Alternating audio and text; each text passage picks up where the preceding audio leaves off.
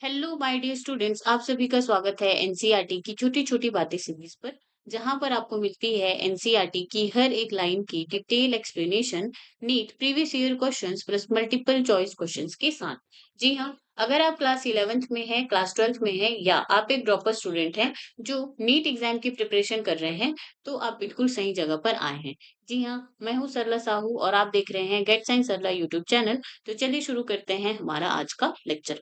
आज हम पढ़ने जा रहे हैं class 11 biology chapter 19 chemical coordination and integration. और आज का हमारा टॉपिक होने वाला है मैकेनिज्म ऑफ हार्मोन एक्शन। ठीक है, तो अभी तक हमने देखा कि कौन सा हार्मोन कौन से ग्लैंड से रिलीज होता है और उसका जो है क्या फंक्शन होता है। लेकिन हमें ये नहीं पता कि उसका मैकेनिज्म ऑफ एक्शन कैसे है, कि वो जो है हार्मोन रिलीज होता है फिर उसके बाद अपना जो भी टारगेट टिश्यू या सेल है उसके पास जा करके यहाँ पे ऐसा कौन सा मैकेनिज्म हो रहा है कि यहाँ पे ये क्या कर रहा है, बहुत सारे डिफरेंट डिफरेंट फंक्शंस को कंट्रोल कर रहा है या रेगुलेट कर रहा है। ओके, तो इसी के बारे में आज हम आज के लेक्चर में जानेंगे। तो लेक्चर शुरू होने से पहले मेक श्योर कीजिए कि आपके पास आपकी एनसीईआरटी हो, पेन हो, कॉपी हो, ताकि आप इंपॉर्टेंट पॉइंट्स को हाईलाइट कर सके, मार्क कर सके, नोट्स बना सके। और अगर आपको ये वीडियो स्लो लग रही होगी तो आप इसको 1.25x स्पीड में इंक्रीज करके देख सकते हैं। आगे बढ़ने से पहले अगर आपने चैनल को सब्सक्राइब नहीं किया है तो जरूर से पहले चैनल को सब्सक्राइब कीजिए। ओके, चलो। Mechanism of hormone action. Hormones produce their effect on target tissues by binding to specific proteins called hormone receptors located in the target tissues only. अब देखो इसका मतलब क्या है। तो हमें पता है कि हार्मोन जो है क्या करता है, अपना इफेक्ट जो है दिखाता है अपने टारगेट टिश्यू पे या टारगेट ऑर्गन पे। ये कैसे दिखाता है, तो देखो जैसे ही हार्मोन, ठीक है, यहाँ पे ये इसका ग्लैंड है, यहाँ से हार्मोन क्या हुआ, रिलीज हुआ। हार्मोन रिलीज होकर के कहाँ पे जाता है, टारगेट सेल या टिश्यू के पास जाएगा। ठीक है, अब यहाँ पे अब ये जो हार्मोन है ये यहाँ पे जाकर के सेल के साथ कम्युनिकेट कैसे करेगा। ठीक है, तो यहाँ पे सेल के साथ कम्युनिकेट करने के लिए क्या होता है, यहाँ पे स्पेसिफिक जो है प्रोटीन प्रेजेंट होते हैं। और इसी स्पेसिफिक प्रोटीन को क्या बोला जाता है, रिसेप्टर बोला जाता है। क्या बोलते हैं हम इसको, हार्मोन रिसेप्टर कहते हैं। जैसे कि यहाँ पे अगर आपका क्या है, पिट्यूटरी ग्लैंड है, तो वहां से इतने सारे हार्मोन क्या होते हैं भाई, सिक्रीट होते हैं। ठीक है, इतने सारे हार्मोन सिक्रीट होते हैं और ये सारे के सारे जाकर के कहीं, जैसे कि ये प्रोलैक्टिन हार्मोन है, इसका काम क्या है, आपका जो है मेन फंक्शन है मिल्क प्रोडक्शन का। इसका मतलब ये कहाँ पे जाके काम करेगा, मेमोरी ग्लैंड्स जो होती है वहां पे जाकर के काम करेगा। तो ये जो प्रोलैक्टिन है जब मेमोरी ग्लैंड के पास जाएगा तो वहां पर उसके साथ कम्युनिकेट करने के लिए मेमोरी ग्लैंड में क्या होंगे, रिसेप्टर्स प्रेजेंट होंगे, प्रोटीन्स प्रेजेंट होंगे। ठीक है, जिसके साथ हार्मोन जो है क्या करेगा, बाइंड करेगा। फिर उसके बाद जो है मेमोरी ग्लैंड को ये सिग्नल पहुंचाएगा कि आपको जो है मिल्क प्रोड्यूस करने की जरूरत है। ठीक है, तो यही जो एक्शन है, यही जो मैकेनिज्म है वो सारे के सारे हॉर्मोन्स जो है क्या करते हैं, फॉलो करते हैं। ओके, तो इसीलिए यहाँ पे लिखा है hormones produces their effect by binding to specific proteins, जिसको हम क्या कह रहे हैं, हार्मोन रिसेप्टर्स लोकेटेड यानी कि present in the target tissues only.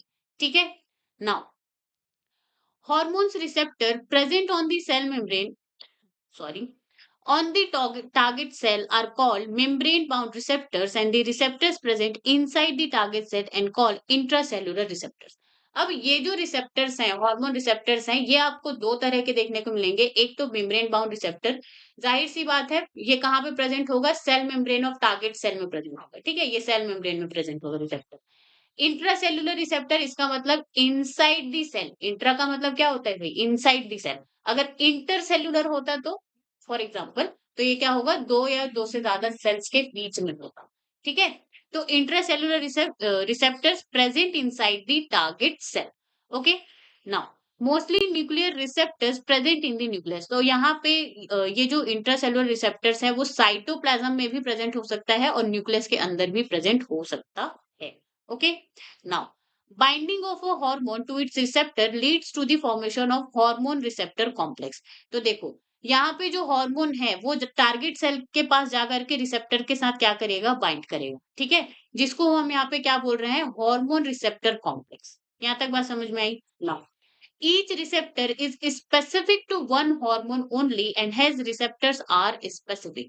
अब यहाँ पे जो रिसेप्टर जो होता है वो स्पेसिफिक होता है सिर्फ और सिर्फ एक हार्मोन के लिए। Okay, only for the one hormone. तो इसीलिए रिसेप्टर्स कैसे होते हैं, स्पेसिफिक होते हैं। क्या होते हैं, स्पेसिफिक। इसलिए यहाँ पे लिखा है each hormone has its own specific receptor, lock and की कॉन्सेप्ट। तो लॉक एंड की कॉन्सेप्ट का मतलब क्या है कि अगर आपके पास कोई लॉक हो तो वो जो है आप उसको तभी खोल पाओगे जब आपके पास उसकी सही चाबी होगी, सही की होगी। ठीक है? तो इसी तरह से ये जो रिसेप्टर्स हैं वो भी होते हैं। ये रिसेप्टर जो है तभी काम करेंगे जब इनका जो है पर्टिकुलर जो हार्मोन आकर के इन पे एक्ट करेगा तभी, या आकर के बाइंड होगा तभी। इसीलिए रिसेप्टर्स क्या होते हैं, स्पेसिफिक होते हैं for one hormone. Okay, now hormone receptor complex formation leads to the certain biochemical changes in the target tissue. अब यहाँ पे देखो, ये जो हार्मोन रिसेप्टर कॉम्प्लेक्स बना, ये क्या करता है, biochemical changes in the target tissue. तो टारगेट टिश्यू में बायोकेमिकल चेंजेस करेगा, जैसे target tissue metabolism and hence physiological functions are regulated by the hormones. तो जैसे कि यहाँ पे जो टारगेट टिश्यू का मेटाबॉलिज्म है उसमें जो है चेंजेस होंगे, और अतः वहां पे क्या हो जाएगा, physiological functions are regulated by the hormones. तो जो भी फिजियोलॉजिकल फंक्शंस है हमारी बॉडीज में, उसको कौन रेगुलेट करेगा, हार्मोन्स रेगुलेट करेंगे। Okay, now on the basis of their chemical nature, peptide hormones can be divided into groups। तो यहाँ पे पेप्टाइड, पॉलीपेप्टाइड, प्रोटीन हॉर्मोन्स, ठीक है, इसको एक कैटेगरी में डाला हुआ है। तो यहाँ पे इंसुलिन, ग्लूकागॉन, पिट्यूटरी के जितने भी हॉर्मोन्स है, हाइपोथैलेमिक हॉर्मोन्स है, ये सारे के सारे इसमें आएंगे। दूसरा है स्टेरॉइड हार्मोन, तो इसमें cortisol, testosterone, estradiol, progesterone hormone. Iodothyronines में कौन आएगा, थायराइड हॉर्मोन्स आएंगे, ठीक है, जिसमें थायराइड आयोडीन प्रेजेंट होगा। अमीनो एसिड डेरिवेटिव्स में कौन आता है, इपिनेफ्रिन आता है। तो इसमें से जो है क्वेश्चन पूछा जाता है, so that is be very very important. Now hormones which interact with membrane-bound receptors normally do not enter the target cell, but generate second messengers, that is cyclic AMP, IP3, and calcium, etc., which is turn regulate which in turn regulate cellular metabolism, figure 19.5a। अब देखो यहाँ पे हमने दो receptors के बारे में पढ़े, तो यहाँ पे मेम्ब्रेन बाउंड रिसेप्टर्स के बारे में बात हो रही है, ठीक है। तो फिगर 19.5 में आप देखोगे तो आपको जो है यहाँ पे प्रोटीन हार्मोन का क्या देखने को मिल रहा है, प्रोटीन हार्मोन का आपको यहाँ पे देखने को मिल रहा है क्या, एक्शन मैकेनिज्म, ठीक है। तो यहाँ पे देखो जो प्रोटीन हॉर्मोन्स होते हैं उनमें ये जनरली कैसे होते हैं, इनके पास मेम्ब्रेन बाउंड रिसेप्टर्स होते हैं। तो यहाँ पे मेम्ब्रेन बाउंड रिसेप्टर्स मतलब कि ये जो रिसेप्टर है वो कहाँ पे प्रेजेंट होगा, आपके सेल मेम्ब्रेन में। ये क्या है, आपका सेल मेम्ब्रेन ही तो है, ठीक है, इसमें आपका रिसेप्टर यहाँ पे प्रेजेंट है। Hormone does not enter the cell, तो हार्मोन जो है सेल के अंदर कभी नहीं आएगा, वो दरवाजे से ही वहां पे काम करेगा, ठीक है। कॉमन फॉर जो पेप्टाइड हार्मोन है, प्रोटीन हार्मोन है, ठीक है, एंड अमीनो एसिड डेरिवेटिव जैसे कि इपिनेफ्रिन जो हॉर्मोन्स है उसके लिए मेम्ब्रेन बाउंड रिसेप्टर्स क्या होते हैं, कॉमन होते हैं। ओके, एक्शन मैकेनिज्म क्या है भाई, कि हार्मोन जो है, यहाँ पे देखो हार्मोन है कौन, follicular stimulating hormone, FSH. Okay, FSH का काम क्या होता है, ये जो ग्राफियन फॉलिकल जो होते हैं उसको क्या करता है, वो उसके ग्रोथ एंड डेवलपमेंट में हेल्प करता है, ठीक है। तो यहाँ पे हार्मोन जो है रिसेप्टर के साथ क्या किया, बाइंड किया, तो वहां पे क्या बन गया, आपका हार्मोन रिसेप्टर कॉम्प्लेक्स बन गया। फिर उसके बाद it activates the second messengers, ठीक है। सेल के अंदर जो है सेकंड मैसेंजर्स प्रेजेंट होते हैं, तो रिस्पॉन्स वन यहाँ पे क्या है, generation of the second messenger, जैसे कि cyclic AMP, calcium plus two ion, and IP3, ठीक है। तो सेकंड मैसेंजर्स के एग्जांपल्स आपको याद होने चाहिए, दैट इज वेरी इंपॉर्टेंट, पूछा गया है आपके नीट प्रीवियस ईयर क्वेश्चंस में। ओके, फिर उसके बाद यहाँ पे बायोकेमिकल रिस्पॉन्स होगा, बहुत सारे स्टेप्स होंगे, फिर उसके बाद होगा यहाँ पे फिजियोलॉजिकल रिस्पॉन्स, मतलब कि ओवेरियन ग्रोथ। तो जो आपका जो फॉलिकुलर जो ओवेरियन जो ग्रोथ है उसमें जो ग्राफियन फॉलिकल्स हैं उसका क्या होगा, ग्रोथ होगा, किसकी वजह से, ये जो फॉलिकुलर स्टिमुलेटिंग हार्मोन है उसकी वजह से, ठीक है। तो रिजल्ट क्या होता है, change in enzyme activity and the metabolism. Okay, क्या हो रहा है यहाँ पे, जो सेल का जो सेलुलर मेटाबॉलिज्म है उसको क्या किया जाता है, यहाँ पे रेगुलेट किया जाता है, किसमें, मेम्ब्रेन बाउंड रिसेप्टर्स, ठीक है। Now hormones which interact with the intracellular receptors, that is steroid hormones and iodothyromine। तो देखो जो इंट्रासेल्युलर रिसेप्टर्स मतलब कि सेल के अंदर जो रिसेप्टर्स प्रेजेंट है उनमें जो है कौन से हार्मोन जनरली एक्ट करते हैं, जो स्टेरॉइड हार्मोन होते हैं एंड आइडोथायरोनिन जो हार्मोन होते हैं वो, ठीक है। mostly regulate gene expression or chromosome function by the interaction of hormone receptor complex with the genome. अब देखो यहाँ पे हो क्या रहा है, नेक्स्ट आपका यहाँ पे क्या है, इंट्रासेल्युलर रिसेप्टर मोस्टली न्यूक्लियर, तो मोस्टली क्या होता है, न्यूक्लियर होते हैं, तो प्रेजेंट इनसाइड दी सेल, ठीक है, या तो साइटोप्लाज्म में होंगे या न्यूक्लियस, तो यहाँ पे बोला जा रहा है कि मोस्टली न्यूक्लियस में ही प्रेजेंट होता है। हॉर्मोन्स जो है सेल के अंदर आते हैं, ठीक है, इस ये जो सेल मेम्ब्रेन है उसको क्रॉस करके हार्मोन जो है यहाँ पे आएगा। इमेज में आपका यहाँ पे क्या दिया हुआ है, एस्ट्रोजन हार्मोन, ठीक है, स्टेरॉइड हार्मोन। तो यहाँ पे ये अंदर आया और यहाँ पे ये क्या है, आपका न्यूक्लियस प्रेजेंट है। तो जैसे कि यहाँ पे एग्जांपल दिया हुआ है, सीन इन जो भी स्टेरॉइड हार्मोन्स है and thyroid hormone, that is very very important point, ठीक है, आइडोथायरोनिन्स, T3 and T4 hormone. Okay, तो इनका एक्शन मैकेनिज्म क्या हो जाएगा, hormone receptor complex binds to DNA, तो हार्मोन जो है यहाँ पे पहले तो सेल मेम्ब्रेन को क्रॉस करेगा, फिर ये जो न्यूक्लियर मेम्ब्रेन है उसको क्रॉस करेगा, फिर जा करके ये आपका क्या है, डीएनए है, ठीक है, तो इससे ये क्या करेगा, यहाँ पे बाइंड करेगा। ओके, अब यहाँ पे ये बाइंड करेगा तो उसके बाद क्या होता है, regulate gene expression and transcription. Now that is the very very important point, यहाँ पे हार्मोन रिसेप्टर कॉम्प्लेक्स ने यहाँ पे क्या ये जो आपका जो डीएनए है उसके साथ क्या किया, बाइंड किया, ठीक है, तो ये क्या हो गया आपका जीनोम। तो फिर यहाँ पे फिर बनता है क्या, आपका मैसेंजर आरएनए, एमआरएनए, और फिर ये एमआरएनए फिर से साइटोप्लाज्म में जाता है, साइटोप्लाज्म में जाने के बाद वहां पे क्या होता है, प्रोटीन बनेगा। अब प्रोटीन जो बनेंगे फिर इसके बाद यहाँ पे क्या होगा, फिजियोलॉजिकल रिस्पॉन्स, जैसे कि टिश्यू ग्रोथ एंड डिफरेंशिएशन, ठीक है। तो इस तरह से जो है इंट्रासेल्युलर रिसेप्टर जो है क्या करते हैं, काम करते हैं। यहाँ तक बात समझ में आई। रिजल्ट यहाँ पे होता है क्या है, protein synthesis, long lasting effect. तो प्रोटीन सिंथेसिस यहाँ पे क्यों आ रहा है, देखो, तो कोई भी जो डीएनए होता है ना, या तो वो रेप्लिकेट करता है, ठीक है, जब उसको डिवाइड होना रहता है, और यहाँ पे ये क्या करता है आपका, ये जो डीएनए है, ये क्या करता है, जैसे ही सेल को जरूरत है कि अरे भाई ये वाला अमीनो एसिड नहीं है, हमें प्रोटीन बनाने की जरूरत है, ये करने की जरूरत है, तो डीएनए के पास तो डीएनए में यहाँ पे क्या होता है आपका, ट्रांसक्रिप्शन की प्रोसेस होती है, ठीक है। ओके, तो डीएनए यहाँ पे क्या बनाएगा, एमआरएनए बनाएगा, तो यहाँ पे ये क्या हुआ, ट्रांसक्रिप्शन। फिर ये एमआरएनए जो है कहाँ पे जाएगा, साइटोप्लाज्म में फिर से जाता है और इस एमआरएनए से बनाया जाता है प्रोटीन। तो यहाँ पे कौन सा प्रोसेस होता है आपका, ट्रांसलेशन। कौन सा प्रोसेस होता है, ट्रांसलेशन, ठीक है, DNA, DNA to mRNA, mRNA to protein. यहाँ तक बात समझ में आई। ओके, तो यहाँ पे ये जो इंट्रासेल्युलर रिसेप्टर्स हैं, तो ये जो है जीन एक्सप्रेशन को रेगुलेट करते हैं, ठीक है, transcription and translation, and mainly result क्या होता है, प्रोटीन सिंथेसिस, और इनका इफेक्ट जो है बहुत ज्यादा देर तक होता है।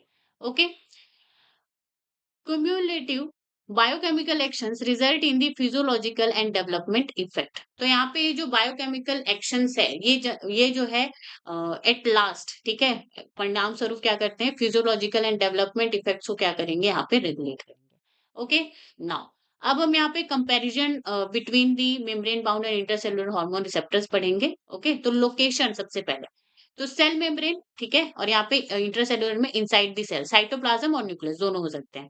हार्मोन एंट्री इनटू सेल, तो इसमें जो है एंटर नहीं करता, इसमें एंटर करेगा। नेचर ऑफ हार्मोन्स की बात करें तो peptide, protein hormones, amino acid derivatives, that is important point, ठीक है। मेम्ब्रेन बाउंड रिसेप्टर्स, कौन से हार्मोन के लिए मेम्ब्रेन बाउंड रिसेप्टर होता है, peptide, protein and amino acid, ठीक है। इंट्रासेलुलर में स्टेरॉइड हार्मोन एंड आइडोथायरोनिन, जो कि थायराइड ग्लैंड के जो हार्मोन्स है। एग्जांपल ऑफ हार्मोन दिया हुआ है, इंसुलिन, ग्लूकागॉन, इपिनेफ्रिन, यहाँ पे जो है cortisol, testosterone. Okay, hormone receptor complex location, तो जो हार्मोन रिसेप्टर जो बाइंड हो रहे हैं और कॉम्प्लेक्स बना रहे हैं, तो ये कहाँ पे होगा, सेल मेम्ब्रेन में होगा, और ये या तो साइटोप्लाज्म में होगा या फिर न्यूक्लियस में होगा। सेकेंड मैसेंजर इन्वॉल्व, तो यहाँ पे मेम्ब्रेन बाउंड में सेकेंड मैसेंजर इन्वॉल्व होता है, ठीक है, और यहाँ पे जो है क्या होता है, एब्सेंट होता है। एग्जाम्पल ऑफ सेकेंड मैसेंजर, ये आपको याद रखना है, दैट इज इंपॉर्टेंट, और इसमें तो सेकेंड मैसेंजर की जरूरत होती नहीं है। मोड ऑफ एक्शन की बात करें तो alter the enzyme activity and the metabolism, ठीक है, तो कोई भी एंजाइम है उसकी एक्टिविटी को चेंज किया जाएगा, मेटाबॉलिज्म को बदला जाएगा। और यहाँ पे क्या होगा इंटरसेल्युलर में, तो यहाँ पे डायरेक्ट जो है जीन एक्सप्रेशन को ही रेगुलेट किया जाता है। ओके, स्पीड ऑफ एक्शन, तो यहाँ पे ये फास्ट होता है और ये जो इंटरसेल्युलर स्लो होता है। ड्यूरेशन ऑफ इफेक्ट, तो that is short lived and that is long lasting. तो यहाँ पे आपके जीन में क्या हो रहे हैं, चेंजेस होंगे, रेगुलेशन वहां पे हो रहा है, तो इसका जो स्पीड ऑफ एक्शन है वो स्लो होगा और जो भी इफेक्ट वहां पे होगा वो लॉन्ग लास्टिंग होगा। टाइप ऑफ रेगुलेशन तो बायोकेमिकल चेंज और यहाँ पे जो है ट्रांसक्रिप्शनल या फिर जीनोमिक कंट्रोल, मतलब कि आपका जो है डीएनए है उसी में ही जो है चेंजेस हो रहे हैं। सो ओके, तो ये क्या हो जाएगा आपका transcriptional and genomic control. Now next यहाँ पे कंपैरिजन है types of hormone based on chemical nature, that is the very very important table which you have to remember. ठीक है, तो यहाँ पे टाइप ऑफ हार्मोन दिया हुआ है, chemical nature, solubility, receptor type की मेम्ब्रेन बाउंड है या इंट्रासेल्युलर है, एंड मोड ऑफ एक्शन की वो कैसे काम कर रहा है, एंड एग्जाम्पल। तो पेप्टाइड हार्मोन एग्जाम्पल क्या है भाई, इंसुलिन एंड ग्लूकागॉन। जहां पे इंसुलिन एंड ग्लूकागॉन है वहां पे ये चीज मेंशन की है कि ये दोनों क्या है, पेप्टाइड हार्मोन। ठीक है, पेप्टाइड हार्मोन्स होते क्या है, short chains of amino acid, मतलब कि short chain of amino acid इस तरह से पेप्टाइड बॉन्ड बना करके जुड़े होंगे, जिसको हम कह रहे हैं पेप्टाइड हार्मोन। वाटर सॉल्युबल होते हैं, मेम्ब्रेन बाउंड रिसेप्टर यहाँ पे प्रेजेंट होगा, एक्ट वाया सेकेंड मैसेंजर। ठीक है, मेम्ब्रेन बाउंड है तो सेकेंड मैसेंजर यहाँ पे प्रेजेंट होगा। पॉलीपेप्टाइड हार्मोन की बात करें तो long chains of amino acid, तो यहाँ पे अमीनो एसिड प्रेजेंट होंगे, पेप्टाइड बॉन्ड भी होगा, लेकिन जो चेन है वो क्या होगा, लॉन्ग होगा। ठीक है, अगेन वाटर सोल्यूबल है, मेम्ब्रेन बाउंड, सेकेंड मैसेंजर जो है बनेगा यहाँ पे। ऑक्सीटोसिन एंड वेसोप्रोसिन, तो ये दोनों क्या होते हैं, हाइपोथैलेमिक हार्मोन होते हैं। ठीक है, ऑक्सीटोसिन एंड वेसोप्रोसिन, वेसोप्रेसिन। इसका दूसरा नाम क्या होता है, ADH, anti diuretic hormone. Protein hormones की बात करें हम यहाँ पे, तो ये लार्ज प्रोटीन मॉलिक्यूल्स होते हैं। ठीक है, क्या होते हैं, ये लार्ज प्रोटीन मॉलिक्यूल्स होते हैं, water soluble, membrane bound and second messenger mediated, growth hormone and prolactin hormone. Now अब यहाँ पे आता है स्टेरॉइड हार्मोन, तो ये जो है डिराइव फ्रॉम कोलेस्ट्रॉल, तो जो कोलेस्ट्रॉल होता है उससे बनता है आपका स्टेरॉइड हार्मोन। तो अब देखो, कोलेस्ट्रॉल है यहाँ पे, ठीक है, स्टेरॉइड है तो ये लिपिड से सॉल्युबल होगा। रिसेप्टर जो है इंट्रासेल्युलर यानी कि न्यूक्लियस में प्रेजेंट होगा, रेगुलेट दी जीन एक्सप्रेशन, जैसे कि cortisol, testosterone, estradiol and progesterone, ये क्या होते हैं, आपका स्टेरॉइड हार्मोन। ओके, कॉर्टिसोल क्या है, स्टेरॉइड हार्मोन है, ये आपको याद रखना है। आइडोथायरोनिन्स थायराइड हार्मोन्स, ठीक है, आयोडीनेटेड थायरोजीन डेरिवेटिव्स। ठीक है, लिपिड सॉल्युबल होंगे, इंट्रासेल्युलर होगा इसमें का भी, that is important point. Alter the transcription, तो जो ट्रांसक्रिप्शन प्रोसेस होता है डीएनए, डीएनए से क्या बनना है यहाँ पे, एमआरएनए, तो ये जो ट्रांसक्रिप्शन का जो प्रोसेस है उसको अल्टर करेगा। Example thyroxine T4 and thyroido triiodothyronine. ठीक है, T3 हार्मोन।